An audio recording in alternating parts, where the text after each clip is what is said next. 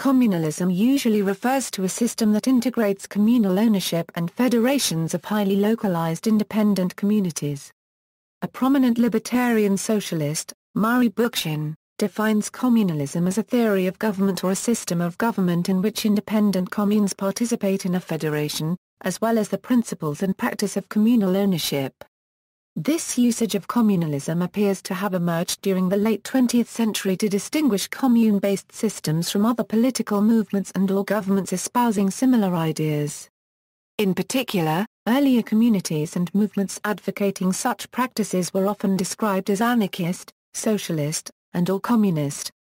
Many historical communities practicing utopian socialism or anarchist communism did implement internal rules of communalist property ownership in the context of federated communalism. It is at least theoretically possible for a federation of communes to include communes which do not practice communalist rules of property, which is to say, that the overall national government may be a federation of communes, but that private property rather than communalist property is the order within each such commune. Karl Marx, often viewed as the founder of modern communism, criticized older forms, including primitive communism and/or utopian socialism, as poorly conceived and/or prone to disintegration in practice.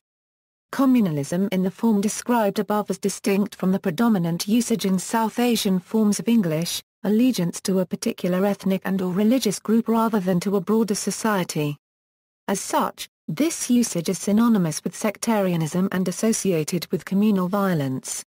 History Communalism in Christianity In this primarily religious-based community, the communist-like principle of koinonia used by the early Christian Church is described in the Acts of the Apostles, which express the broad, general principle of all things in common.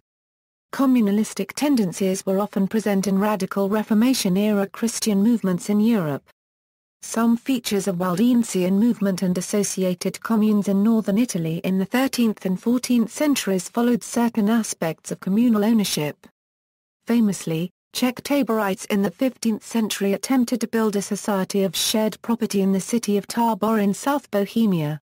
Certain aspects and streams within the German Peasants' War in German areas of the 16th century, particularly Thomas More NTZER and the so-called Zwickau prophets had a strong social egalitarian spirit. European radical reformation of Anabaptist and different groups of Schwarzenau Brethren started processes which later led to communal movements of Shakers or Hutterites. The Anabaptist NSTE rebellion of 1534–1535 attempted to establish a society based on community of goods.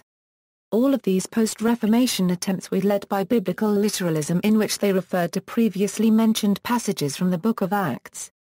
Radicalism of their social experiments was further heightened by chiliasm and ardent expectation of theocracy. The Plymouth Colony was established by separatist pilgrims who had traveled from Europe in order to flee religious persecution and establish a religious community separate from the Church of England. The social and legal systems of the colony were tied to their religious beliefs as well as English common law. The presence of secular planters hired by the London merchant investors who funded their venture led to tension and factionalization in the fledgling settlement, especially because of the policies of land use and profit sharing, but also in the way each group viewed workdays and holidays. This form of common ownership was the basis for the contract agreed upon by the venture and its investors. It was more akin to what we now think of as a privately held corporation, as the common ownership of property and profits was ensured by the issuing of stock to the settlers and investors. It was also temporary, with a division of the common property and profits scheduled to take place after 7 years. July 1, 1620. 1. The adventurers and planters do agree, that every person that goeth being aged 16 years and upward, be rated at 10 li, and £10 to be accounted a single share. 2.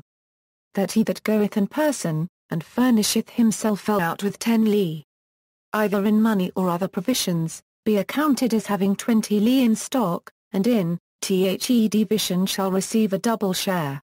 3.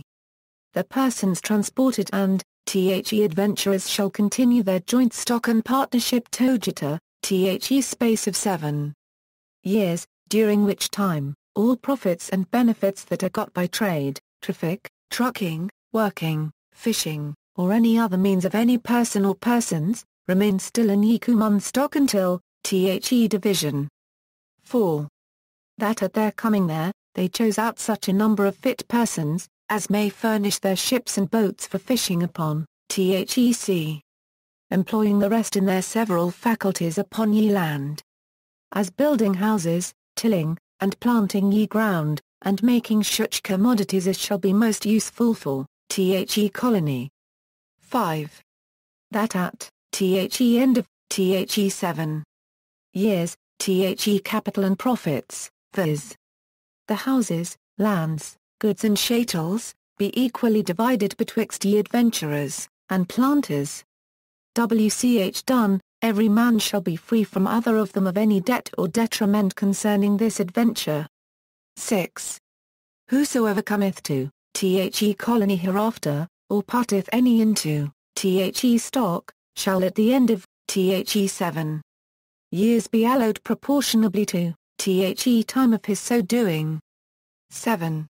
He that shall carry his wife and children, or servants, shall be allowed for every person now aged 16 years and upward, a single share in the division, or if he provide them necessaries, a double share, or if they be between 10-year-old and 16, then 2 of them to be reckoned for a person, both in transportation and division.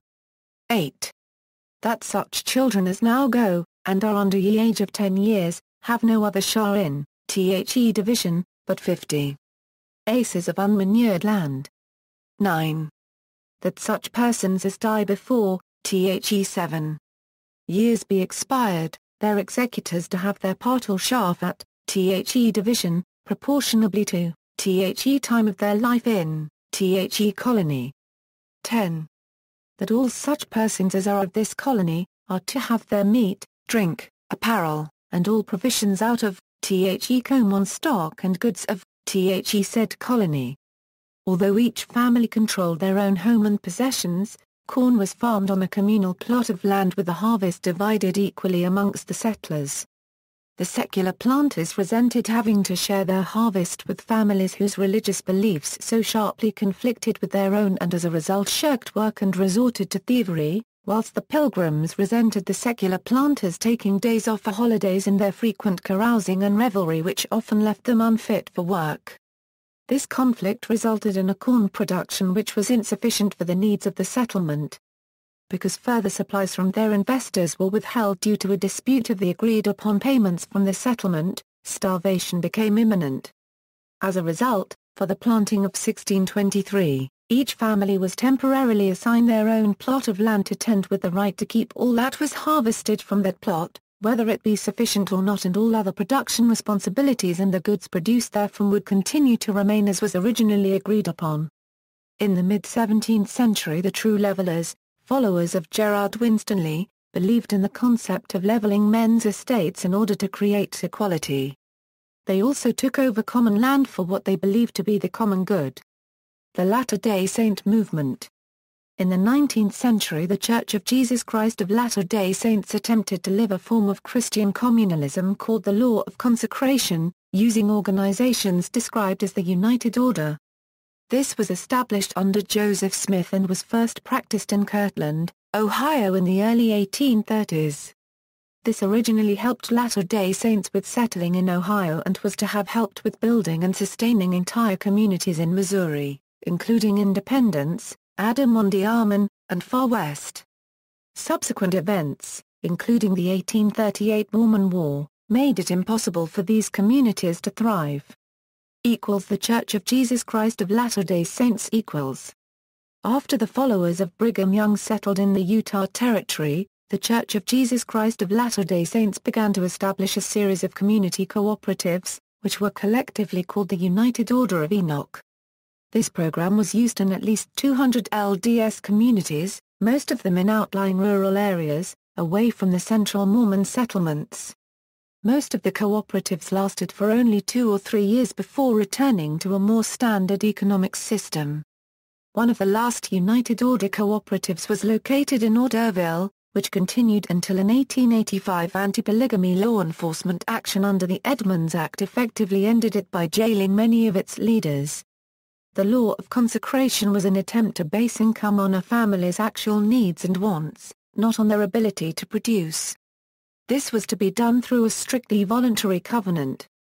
It was not deemed acceptable to establish economic equality through force. The LDS Church has never called this practice communism, instead it has formally stated that, due to matters of spirituality, the United Order and communism are materially opposite in purpose. Communism and all other similar isms bear no relationship whatever to the United Order. They are merely the clumsy counterfeits which Satan always devises of the gospel plan. The United Order leaves every man free to choose his own religion as his conscience directs. Communism destroys man's God-given free agency. The United Order glorifies it. Latter-day Saints cannot be true to their faith and lend aid, encouragement, or sympathy to any of these false philosophies. The Church of Jesus Christ The Church of Jesus Christ, also known as the Cutlerites, are a church in the Latter-day Saint movement founded by Alpheus Cutler and headquartered in Independence, Missouri. It has operated a functioning United Order since 1913. The Church of Jesus Christ require membership in the United Order as a condition of membership in the Church, as the Church of Jesus Christ has rejected tithing and all similar means of finance. They state that they are attempting to replicate, as far as possible, the idea of all things common as taught in the early Church of Jesus Christ of Latter-day Saints. Secular communalist movements. Communalist experiments throughout history have often developed bitter animosities as the parties disputed about the exact issues underlying the confusion over definitions discussed above. The Paris Commune was one such case. Communalism as a political philosophy was first coined by the well-known libertarian socialist author and activist Murray Bookchin as a political system to complement his environmental philosophy of social ecology. While originally conceived as a form of social anarchism, he later developed communalism into a separate ideology which incorporates what he saw as the most beneficial elements of left anarchism, Marxism, syndicalism, and radical ecology. Politically, communalists advocate a stateless, classless, decentralized society consisting of a network of directly democratic citizens' assemblies in individual communities, cities organized in a confederal fashion. This primary method used to achieve this is called Libertarian Municipalism, which involves the establishment of face-to-face democratic institutions which are to grow and expand confederally with the goal of eventually replacing the nation-state. Unlike anarchists, communalists are not opposed in principle to taking part in parliamentary politics, especially municipal elections, as long as candidates are libertarian, socialist and anti-statist in policy. See also, Christian socialism, communitarianism, egalitarian community, harmony society, Jesuit reductions, Metonian norms. References. External links: African communalism.